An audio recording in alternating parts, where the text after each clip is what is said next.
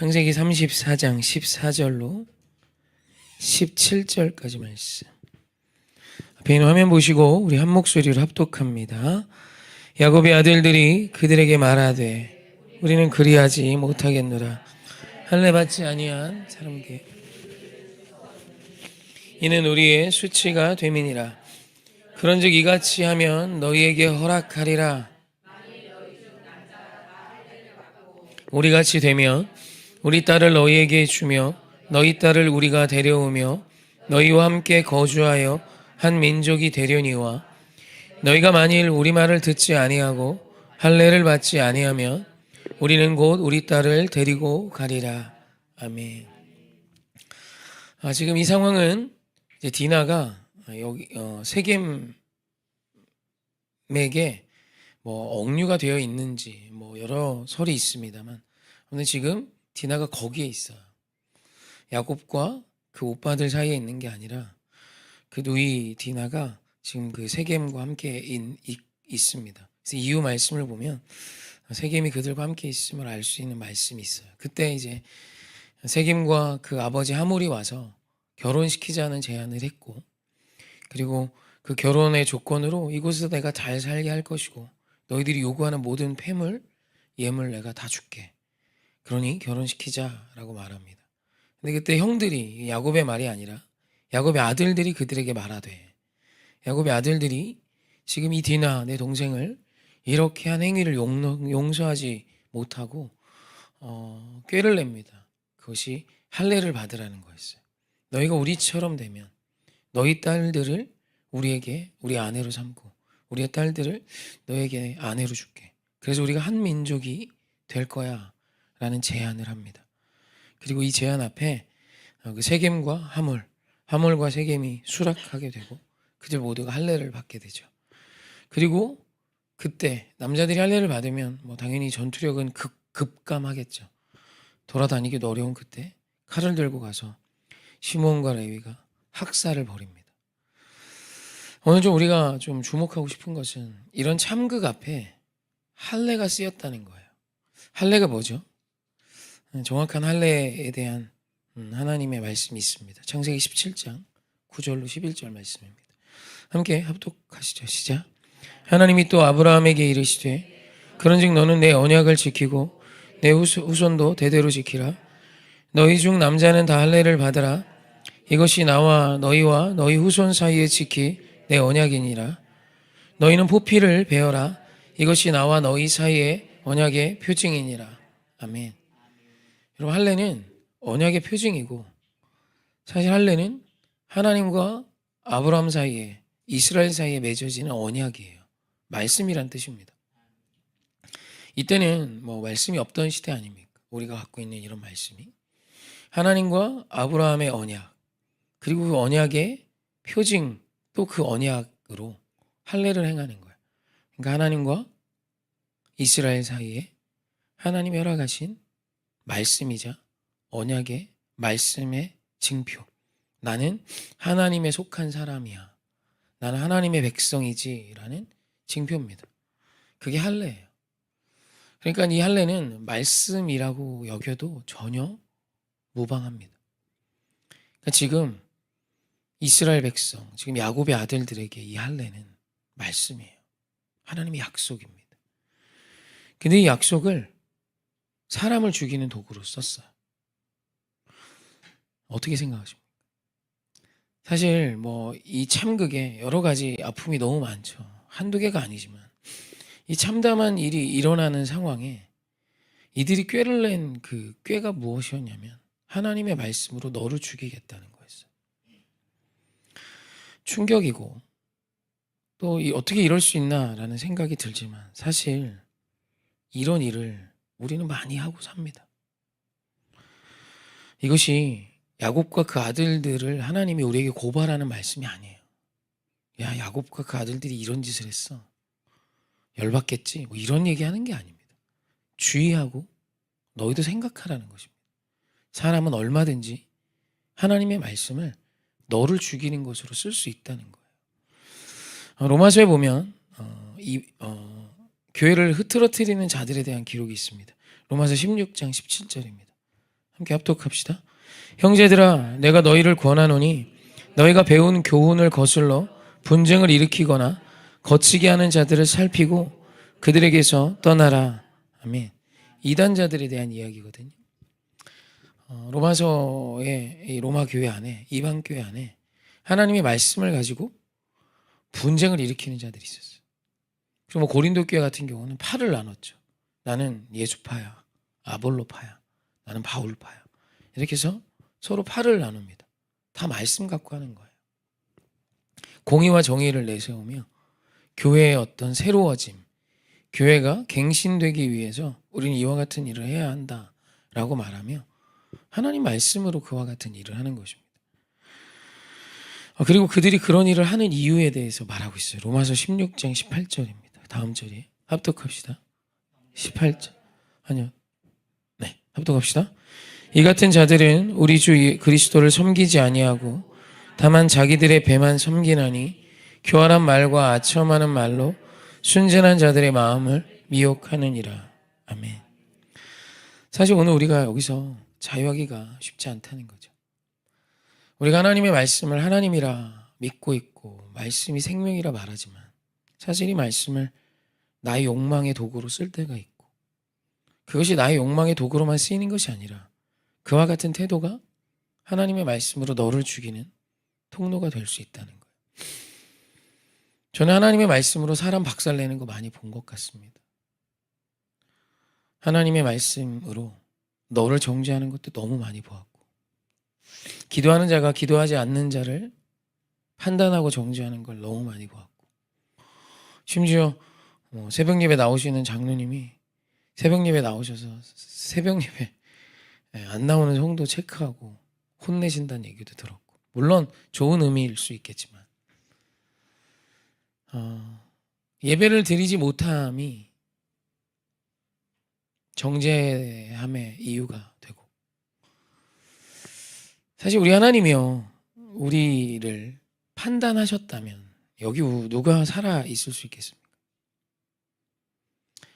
저는 주의 말씀을 그래도 아니까 진리를 아니까 무엇이 틀렸고 무엇이 옳은지를 그래도 꽤 명확히 분간할 수 있습니다. 근데 틀린 삶을 사는 자가 저를 포함해 모두예요. 주의 정의와 진리를 가지고 너를 판단하는 건 아주 쉬운 일입니다. 왜냐하면 우리는 다 틀렸거든요. 우리 마음에서 올라오는 모든 생각들이 하나님과 달라요. 여러분, 내가 인생의 답이 되면, 내 욕심이 답이 되면 우리 하나님 아버지를, 우리 아버지 하나님을 이해할 수 없습니다. 내가 답이 되면 내게 불편한 저도 하나님의 아들인데, 딸인데 이게 수용이 어려워요. 그래서 우리는 하나님의 백성과 갈등하며 사는 존재. 그게 필연적입니다. 오늘 누군가를 미워하십니까? 하나님이 사랑하는 하나님의 아들, 딸을 미워하고 있는 겁니다. 이게 참 어려운 일이에요. 하늘에 계신 나의 아버지면 좋은데 하늘에 계신 우리 아버지란 말이에요. 그래서 우리 주님이 오늘 우리에게 약속의 말씀을 주신 목적은 함께 사랑하며 살라는 것입니다. 정의와 공의는 나에게, 사랑과 은혜는 너에게. 그게 우리 하나님의 식이셨어요. 물론 심판의 때 주님의 공의와 정의가 나타나는 때가 올 것입니다. 근데 사랑하는 성도님, 오늘 우리의 인생이에요. 99.9%는 하나님의 은혜의 투성이지. 주님이 십자가를 통해 주님의 공의를 우리에게 성취하실 때 우리 주님은 나를 죽이시는 것이 아니라 나를 대신하여 죽으신 예수 그리스도를 심판하시는 것입니다. 오늘 내가 누군가를 미워하며 사는 것, 지금 대한민국이 절반 대 절반으로 미워하는 것 같아요. 그것이요, 그냥 단순히 내가 너를 미워하는 어떤 에피소드의 하나가 아닙니다. 그 죄값을 지금도 예수님이 물고 계시는 거예요. 주님이 대신 짊어지고 계시는 것입니다. 주님의 공의는 당연히 이 땅에 흐르고 있죠. 주님의 정의도 흐르고 있죠. 그런데 오늘 우리 용서하시고 오늘 우리를 주의 아들로, 딸로, 늘 인정하시는 이유는 예수를 죽이고 계시기 때문이에요. 나의 죄를 대신하여 오늘도 예수가 십자가에 못 박히고 계시는 거죠. 현재 진행형입니다. 십자가의 은혜는 그때 끝난 게 아니에요. 완성되어진 십자가는 지금도 진행형으로 우리의 죄를 대신 지고 계시는 거예요. 사랑하는 성도님, 나는 나를 사랑하십니까? 그것을 시작으로 우리를 사랑하는 자로 서는 것, 그것이 우리 하나님 우리에게 주신 계명의 전부예요. 내가 너에게 새 계명을 주노니 너희는 서로 사랑하라. 내가 너희를 사랑한 것 같이 너희도 서로 사랑하라. 이게 하나님이 주신 모든 계명을 응축하여 주신 새 계명을 하나로 주신 거예요. 서로 사랑해. 여러분, 서로 사랑하는 게 하나님 사랑하는 겁니다. 그건 성경적인 선포예요. 한국교회는 하나님 사랑하는 거 열심입니다. 교회다 뭐 하자 그러면 열심히 하고 봉사도 하고 그런 열심은 한국교회 분명히 있어요. 장점이고 능력입니다. 하지만 그 한국교회가 너무 많은 우리 다음 세대를 정죄했고 판단했습니다. 그래서 이게 예전에 종종 설교 때 이야기하지만 기도하시는 분들이 사람을 사탄으로 많이 표현했습니다. 귀신이라고. 저도 귀신 몇 번 대봤습니다. 어머니가 귀신이라고. 양신 역사 해가지고 뱃속에 귀신이 들어가고 저지랄 한다고 막.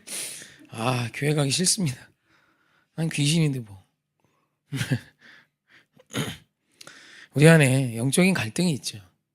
예수 이름을 이길 수 있습니다. 이미 이긴 싸움이에요. 담대하십시오. 왜 두려워하십니까? 오늘 내 안에 좋지 못한 생각이 올라오고 귀신의 소리들이 들리는 건 다 그래요. 안 그러세요? 세상의 유혹이 아직도 뭔 말인지 모르겠어요? 죽어라 뭐 이런 얘기 말고 그러면 그거는 난청 환청일 수 있고 물론 그런 얘기도 들으시는 분들이 있죠. 진짜 정신이 혼미한 만큼 영적으로 어려운 분들이 있어요. 그런 분들을 쫓은 적도 있고 저도 실제로 그런 청년들이 있어서 귀신이 예수의 이름으로 정말 도망가는 걸 제 눈앞에서 봤습니다. 물론 그런 경우도 있지만 차라리 그런 거면 수월하죠. 거품 물고 한번 쓰러지세요. 기도하지 뭐 어려워요. 그거 어렵지 않습니다. 우리는 그런 걸 되게 무서워하는데 그건 하나도 무서운 거 아닙니다. 진짜 무서운 게 뭐냐면 좋은 것처럼 오는 귀신이에요. 사단이 멍청합니까? 사단은 슈트 입고 멋지고 머리에 이렇게 왁스 바르고 몸매 좋고 예쁘게 와요. 사단이요 막 귀신처럼 침 흘리고 막 좀비처럼 올 줄 아십니까? 그럼 누가 그 사단한테 빠집니까? 다 도망가지. 그런 귀신 하나도 무섭지 않아요. 교회 안에 거품 물고 쓰러지는 사람 한두 명 있는 거 별로 무서운 일 아닙니다. 그게 왜 문제가 됩니까? 그런가 보다 안아주면 되지. 기도하면 되지. 진짜 무서운 건 오늘 내 안에 세상이 더 멋지다. 사람의 지혜, 너의 지혜가 하나님의 지혜보다 훌륭하다. 오늘 너의 어떤 그 생각은 욕심이나 욕망이 아니야. 좋은 거야. 이렇게 오는 사단이에요. 이게 제일 무섭고 사단은 늘 이걸로 역사합니다. 아담과 하와에게 뱀이 좀비처럼 갔습니까? 침 흘리면서 막 갔습니까? 이거 먹어봐. 너 하나님 되지. 자꾸 한국교회는 진짜 무서운 사단은 간과하고 내 안에 있는 게 그 사단인데 오늘 그런 어떤 세상의 어떤 역사들은 사단의 역사들은 뒤로 하고 이상한 귀신들 이렇게 너무 영화를 많이 보신 것 같아요. 그런 건 어렵지 않습니다. 기도하면 떠나가요. 제가 20대 때 처음 귀신을 쫓았습니다. 그냥 도망갑니다. 최소한 숨습니다. 기도하는 자 앞에 제가 10대 때네. 10대 때 저희 귀신들인 애가 하나 저하고 절친입니다. 얘가 수련회 때 거품 물고 쓰러지더라고요. 어떡합니까? 친구 살려야지. 막 안수하고 기도했습니다. 그래도 막 떼굴떼굴 구르더니 그만하래요. 살려달래요. 저한테. 난 아무것도 안 했습니다. 남들이 보면 때린 줄 알고 손 얹고 기도했습니다. 하나도 안 어렵습니다. 그런 건 예수의 이름으로 이미 이긴 싸움입니다. 귀신이 전략을 잘못 써요. 그냥 하급 귀신이에요. 걔는. 등급으로 따지면 최하위. 그건 쫓으면 되죠. 오늘 내 안에 나를 죽어라 다 잘못됐잖아요. 그런 거 구분이 어렵습니까? 담대히 선포하고 이기십시오. 왜 우울한 마음에 지십니까? 저도 우울할 때 있습니다. 물론 잠깐 비 오는 날 5분 정도 젖으세요. 그러고 이제 일어나야죠. 예수의 이름으로 일어나야죠. 왜 우울한 마음이 전들 없겠습니까? 저 어제 수예배 때 그렇게 설교하고 엄청 우울했습니다. 아휴, 난 진짜 그런 설교 좀 안 했으면 좋겠는데 진짜 이렇게 막 그럴 때 있습니다. 막 나올 때가 있습니다. 그러면 잠도 잘 안 옵니다. 어제 4시에 잤습니다. 상처받으면 어떡하나, 우리 성도 힘들면 어떡하나, 이 생각이 저 되게 마음이 어려워요. 진짜 애기 같단 말이에요. 근데 막 남한테 소리치고 이런 거 잘 못하는데 강단에 서면 뭐 헷가닥 하는 때가 있습니다. 어떡합니까? 분명히 있으니까 말씀하시고 틀릴만 한 거라는 생각은 들지 않습니다. 아무튼 여러분, 진짜 오늘 우리의 인생 가운데 주의 말씀이 우리에게 임했을 때 사단은요, 이 말씀으로 너를 죽이게 할 때가 있어요.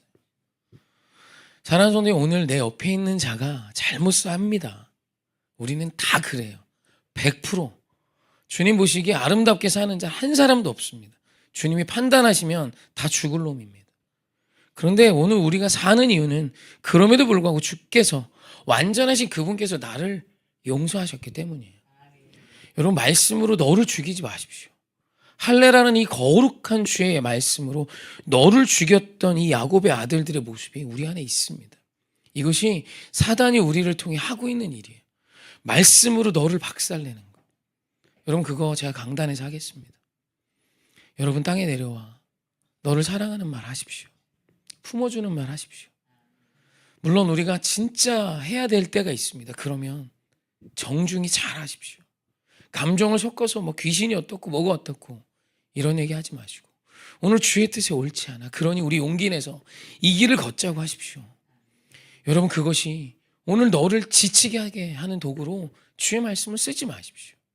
진짜 많은 젊은 세대가, 저희가 정말 고마운 건 40대가 많습니다. 한국교 유초등과 왜 다 무너졌는지 아십니까? 학교 앞에서 전도 못하게 해서? 아닙니다. 학교 앞에서 전도하는 교회가 얼마나 있다고요. 그 아이들의 엄마들이 교회를 안 나옵니다. 40대가 교회를 안 나옵니다. 애들 엄마가 교회를 나와야 애가 엄마 따라 교회 오죠. 유초등부는 100% 부모에게 기대해 있는 곳입니다. 그러면서 그 친구들 한둘 따라오는 거지. 애들 엄마가 교회 없는데 어떻게 유초등부가 됩니까? 저희 교회 왜 유초등부가 많습니까? 애들 엄마가 많잖아요. 고마운 일 아닙니까?